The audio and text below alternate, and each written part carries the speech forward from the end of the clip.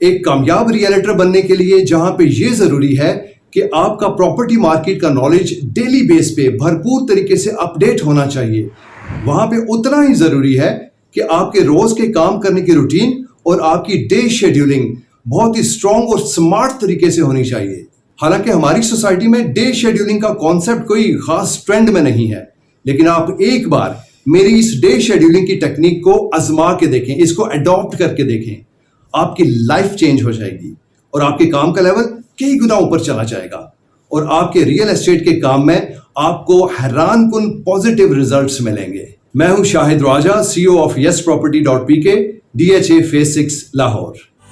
YesProperty.pk, yes किया तो बात बनी। और रियल एस्टेट का आपका अपना बिजनेस होने का मतलब हरगिज ये नहीं है कि आप दिन को 12 बजे सो के उठें, 2 बजे ऑफिस पहुंचें और आप 5-6 बजे ऑफिस बंद करके बगैर कोई डील क्लोज किए हुए वापस आ जाएं।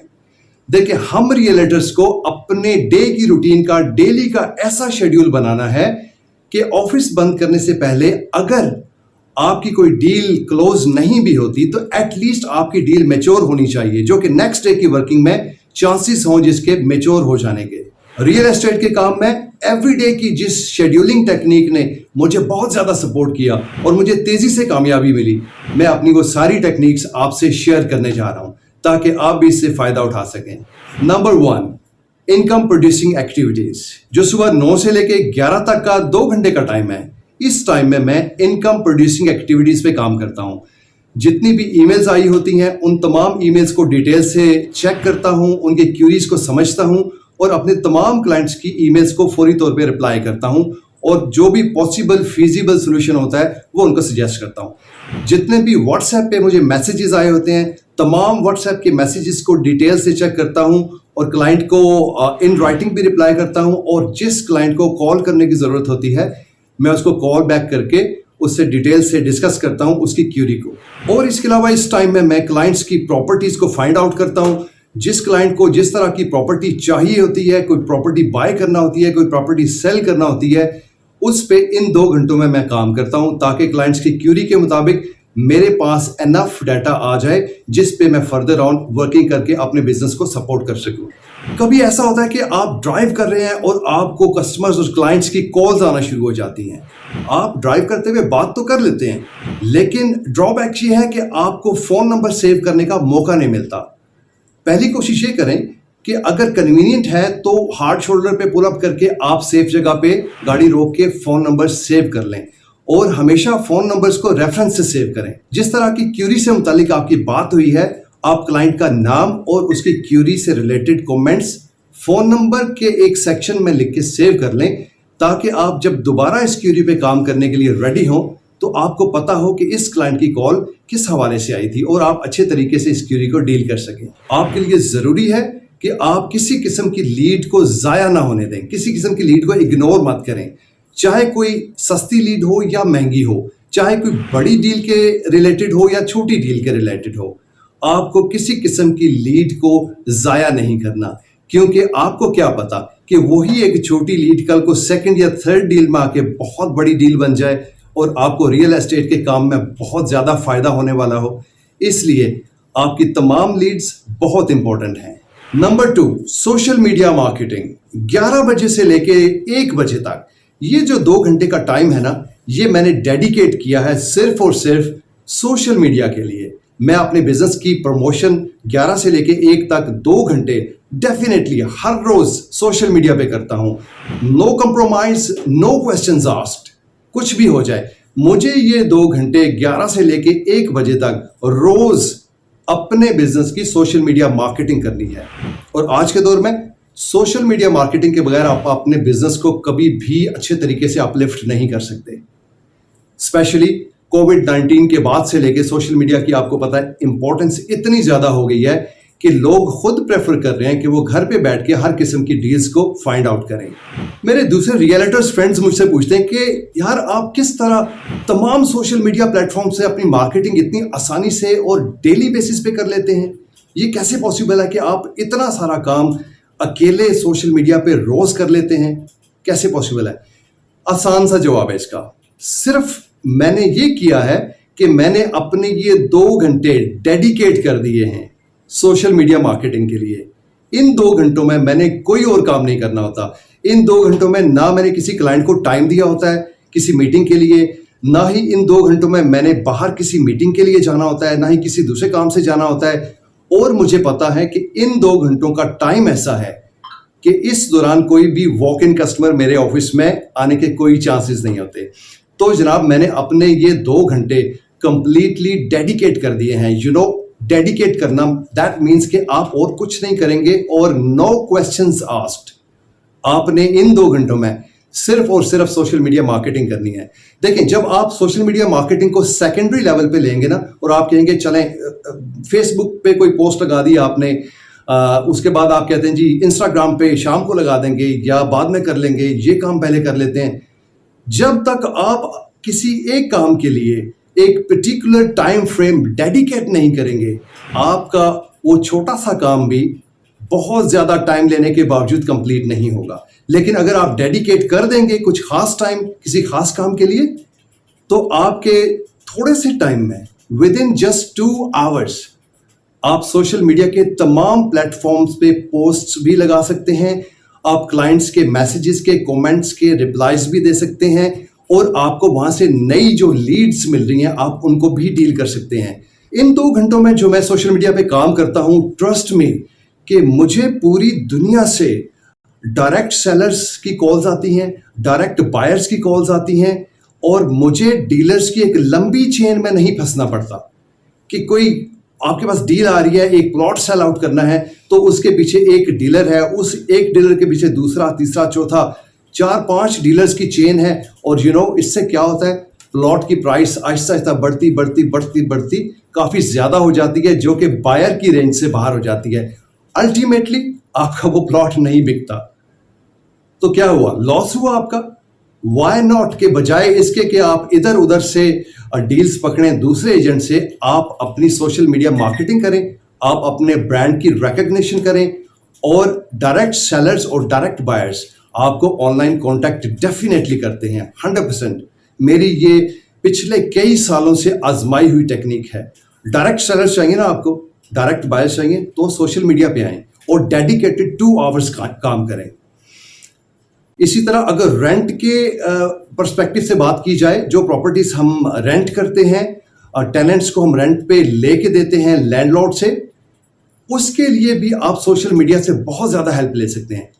आपको डायरेक्ट लैंडलॉर्ड जो हाउस ओनर्स हैं, जो अपने घर रेंट पे देना चाहते हैं, वो आपको कांटेक्ट करेंगे सोशल मीडिया से, और आपको डायरेक्ट लैंडलॉर्ड्स हाउस ओनर्स से उनकी प्रॉपर्टी रेंट के लिए मिलेगी, जो आप एडवर्टाइज करेंगे वापस सोशल मीडिया पे, और आपको उसी सोशल मीडिया से टेनेंट्स की कॉल्स आएंगी जिन्हें वो प्रॉपर्टी रेंट के लिए चाहिए।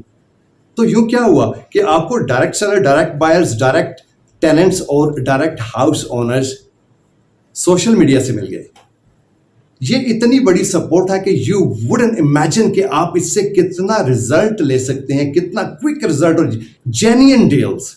कोई इसमें फेक नहीं, कुछ ऐसा नहीं है कि जैसे कि आपने सुना होगा लिस्टिंग्स ऑनलाइन आप फाइंड आउट करते हैं, आप कॉल्स करते हैं, तो क्या होता है 99% लिस्टिंग्स जो होती हैं दूसरी, उन लिस्टिंग्स के रेस्पॉन्स में आपकी कॉल उठाता है एक दूसरा एजेंट, एक दूसरा रियल एस्टेट एजेंट है जिसके पास कोई ऐसी डील है जिसकी आपको अपने बायर या टेनेंट के लिए ज़रूरत है। तो आपको ये भी नहीं पता कि उस एक एजेंट से आगे दूसरा, तीसरा, चौथा एजेंट भी हो सकते हैं। और आमतौर से जो लिस्टिंग में आपको चीज़ नज़र आ रही होती है, वो तो 99.9% अवेलेबल ही नहीं होती, और आपको रेस्पॉन्स क्या मिलता है, नहीं जनाब ये तो अवेलेबल नहीं है, बट हमारे पास ये अवेलेबल है, ये आपको दिखा देते हैं। तो इस कबाहत से बचने के लिए, डायरेक्ट सेलर्स तक अप्रोच करने के लिए, डायरेक्ट बायर्स तक, डायरेक्ट टेनेंट्स और डायरेक्ट हाउस ओनर्स तक अप्रोच करने के लिए, I would strongly recommend that you must adopt doing business on social media. वहाँ पे आप मार्केटिंग करें, वहाँ पे आप ब्रांडिंग करें, अपनी पोस्टिंग्स आप सोशल मीडिया पे करें। जिन लोगों को सोशल मीडिया से फ़ायदा नहीं होता, उनकी सोशल मीडिया पे काम करने की कोई एल्गोरिदम नहीं होती। ये है पॉइंट जिसको समझने की ज़रूरत है। आपने डेली काम करना है, और एक ख़ास टाइम में आपने 11 बजे से लेके 1 बजे का टाइम डेडिकेट किया है ना, तो देखें जो बायर्स हैं वो आपके वेट में होंगे कि 11 से 1 के दौरान कोई नई चीज इस बंदे की तरफ से, इस रियलिटर की तरफ से आने वाली है. They would wait for the certain time and they would wait for the new listings you're going to upload on the social media. You got my point? Are you with me? अगर आप यही काम किसी दूसरे time पे ले जाएंगे, एक दिन 11 से 1 बजे करेंगे, दूसरे दिन रात में करेंगे, तो जो लोग वेट कर रहे हैं, जिनको पता है कि ये रियलिटर 11 से 1 तक न्यू लिस्टिंग्स अपलोड करता है, न्यू अपॉर्चुनिटीज आपके सामने लेके आता है, वो तो 11 से 1 तक ही आपका वेट करेंगे. अगर आपकी एल्गोरिदम चेंज हो गई, रूटीन्स चेंज हो गई, तो यूं समझें कि आपके बायर्स, आपके सेलर्स, आपके क्लाइंट्स टूटना शुरू हो जाएंगे. तो that's very important that you have to follow a specific algorithm while you are using social media. Digital marketing और सोशल मीडिया मार्केटिंग से रिलेटेड मेरी एक खास वीडियो है जिसमें मैंने अपनी सारी टेक्निक्स और स्ट्रैटेजीज उसमें डिटेल से एक्सप्लेन की हैं और आपको स्टेप बाय स्टेप बिल्कुल इजी टू फॉलो तरीके से बताया है कि किस तरह से आप कामयाबी से सोशल मीडिया और डिजिटल मार्केटिंग कर सकते हैं. ये एक अलग से वीडियो मैंने बनाई है जिसका लिंक आपको इसी वीडियो की डिस्क्रिप्शन में मिल जाएगा. Number 3, client work. 1 बजे से लेके 3 बजे तक ये मेरे 2 आवर्स इस तरह से शेड्यूल्ड हैं कि मैं इन 2 घंटों में सिर्फ और सिर्फ अपने क्लाइंट का काम करता हूं, स्पेसिफिकली क्लाइंट ओरिएंटेड काम करता हूं. चाहे वो पेपर वर्क से रिलेटेड हो, कुछ फॉर्म्स फिल करने हो या किसी किस्म की बैंक ट्रांजैक्शंस हो, क्योंकि बैंक के देखिए काम 1 बजे से लेकर 3 बजे तक जो भी आप बैंक की ट्रांजैक्शन करेंगे वो सेम डे में अपडेट हो जाएगी. और ऐसी ट्रांजैक्शन जो आप 4, 5 या 6 बजे करेंगे that gonna fall into the next day update category. इसलिए मैं प्रेफर करता हूं कि बैंक की तमाम ट्रांजैक्शन जो है वो 1 से 3 के दरमियान कर लो. इसके अलावा अगर किसी प्रॉपर्टी की ट्रांसफर के सिलसिले में मुझे DHA कॉम्प्लेक्स जाना है या किसी भी सोसाइटी के ऑफिस जाना है तो वो काम भी मैं 1 बजे से लेकर 3 बजे के दरमियान करता हूं, क्योंकि ये बेस्ट टाइम है जिसमें हर काम करने वाला जो आपको रेस्पॉन्स देने वाला है वो रिलैक्स भी होगा और उस पर इतना ज़्यादा प्रेशर नहीं होगा as compare to in the morning. तो सुबह 10 बजे जाके अगर आप ट्रांसफर के प्रोसीजर को करेंगे तो उसमें रश बहुत ज़्यादा होगा, लोग बहुत ज़्यादा होंगे और you will have to wait in a long queue. और जो काम करने वाला है उस पर ऑब्वियसली ज़्यादा बर्डन होगा और शायद आपको वो रिजल्ट्स अचीव फौरी तौर पे ना हो जिनका आप वेट कर रहे हैं या जिनको आप एक्सपेक्ट कर रहे हैं. इसलिए 1 से 3 बजे तक का बेस्ट टाइम है अगर आपको ट्रांसफ़र के लिए किसी भी सोसाइटी के ऑफिस जाना है. 1 बजे चले जाएं, 1:30 बजे चले जाएं, you know that's the time frame. इसके अलावा अगर किसी प्रॉपर्टी की व्यूइंग के लिए भी मैंने किसी क्लाइंट को टाइम दिया हुआ है तो वो भी मैं 1 से 3 के दरमियान करता हूँ. वो प्रॉपर्टी की व्यूइंग भी मैं इसी दौरान शेड्यूल करता हूँ. या फिर मुझे कभी किसी प्लॉट का या किसी प्रॉपर्टी का बयाना करना होता है तो ये सारा पेपर वर्क जो है इसी टाइम पे बेस्ट वर्कआउट होता है, क्योंकि जिन लोगों के साथ आप डील कर रहे हैं आपने ये भी देखना है उनकी अवेलेबिलिटी किस टाइम पे बेस्ट है, किस टाइम पे उनके लिए कन्वीनियंट है कि वो आपके लिए अवेलेबल हो सकें. तो जितना भी पेपर वर्क है, जितना भी क्लाइंट से रिलेटेड क्लाइंट ओरिएंटेड वर्क है ना, वो मैं 1 बजे से लेके 3 बजे के दरमियान करता हूँ और इस टाइम फ्रेम में मुझे बेस्ट रिजल्ट्स अचीव हुए हैं. ना कभी ऐसा हुआ है कि मुझे वापस आना पड़े, ना कभी ऐसा हुआ है कि किसी क्लाइंट के साथ रीशेड्यूल करना पड़े, क्योंकि ये टाइम फ्रेम ऐसा है जो कि क्लाइंट को हर लिहाज से सूट करता है. Number 4, business networking. 3 बजे से लेके 5 बजे तक 2 आवर्स का टाइम मैंने 3 से 5 तक डेडिकेट किया है नए क्लाइंट्स ढूंढने के लिए, नए लोगों के साथ कम्युनिकेशन करने के लिए, अपने बिजनेस को अपग्रेड करने के लिए. 3 बजे से लेके 5 बजे का टाइम बेस्ट टाइम फ्रेम है, क्योंकि इस टाइम में मैं टेली मार्केटिंग भी करता हूं और इसमें कि जब आप किसी को फ़ोन करते हैं और आगे से वो फ़ोन पे बात करने के लिए कन्वीनियंट ना हो, ऐसे लोग जो कि रात को देर से सोते हैं, ऑब्वियसली वो दिन में लेट उठते हैं, और जिसे आप फ़ोन कर रहे हैं किसी मार्केटिंग के हवाले से, किसी प्रोजेक्ट के हवाले से आप डिटेल्स बताना चाहते हैं और आप अपने बिजनेस में चाहते हैं कि इस क्लाइंट की डील को मैच्योर करने के लिए आप बातचीत करें, तो जब आप फ़ोन करेंगे तो ऐसे टाइम पे फ़ोन करें जिस टाइम में कोई भी बंदा आपसे बात करने के लिए कन्वीनियंट हो, उसे नींद ना आई हो, वो बिजी ना हो, वो आउटडोर ना हो, होपफुली कि वो ऐसी पोजीशन में हो कि आपसे बात करने में उसे आसानी हो. इन 2 आवर्स में 3 बजे से लेके 5 बजे तक मैं कोल्ड कॉलिंग भी करता हूँ. That's not my favourite subject at all, but I still work on cold calling. Some time आपको इसमें अजीब तरह के कमेंट्स भी सुनने पड़ते हैं, but that's called marketing. So carefully और स्मार्टली कोल्ड कॉलिंग में करता हूँ, और जिसमें मुझे अबाउट मोर देन 60% रिजल्ट्स मिलते हैं. और ये वो टाइम है कि आप कोल्ड कॉलिंग भी कर रहे हैं ना, तो किसी को इतना बुरा नहीं लगेगा. अगर आप कोल्ड कॉलिंग कि 10-11 बजे कर रहे हैं, किसी को सोए हुए जगा रहे हैं, या किसी को आप ऐसे टाइम पे कांटेक्ट कर रहे हैं जिसमें वो कन्वीनियंट नहीं है बात करने में, ऑब्वियसली उसे बात करने में भी आसानी नहीं रहेगी, और मे बी वो आपसे बात बिल्कुल ना करे और आपको डिसअपॉइंटमेंट का सामना करना पड़े. Number 5, property updates. 5 बजे से लेकर 7 बजे तक ये 2 आवर्स मेरे लिए बहुत ही ज्यादा इंपॉर्टेंट हैं. इन 2 घंटों में मैंने अपने प्रॉपर्टी के नॉलेज को अपडेट करना होता है, और डेली बेसिस पे जो जो नई चीजें प्रॉपर्टी मार्केट में आ रही हैं, जिन जिन डोमेन्स पे मैं काम कर रहा हूं, मेरे लिए बहुत इंपॉर्टेंट है कि मैं डेली बेसिस पे उनकी अपडेट्स लूं और अपने नॉलेज को अपडेट करके उन डिटेल्स को क्लाइंट्स के साथ शेयर करूं. अगर मैं अपने नॉलेज को अपडेट नहीं करूंगा तो हाउ कम्स कि मैं अपने क्लाइंट्स को सेटिस्फाई कर सकूं कि आज क्या हो रहा है, कल क्या था, और आने वाले दिनों में प्रॉपर्टी की मार्केट में क्या होने वाला है, रेट्स ऊपर जाने वाले हैं, नीचे आने वाले हैं, या प्रॉपर्टी की मार्केट में क्या प्रेडिक्शंस हैं. मैं इस पोजीशन में तभी होऊंगा जब मुझे प्रॉपर्टी की मार्केट का डेली बेस पे नॉलेज होगा.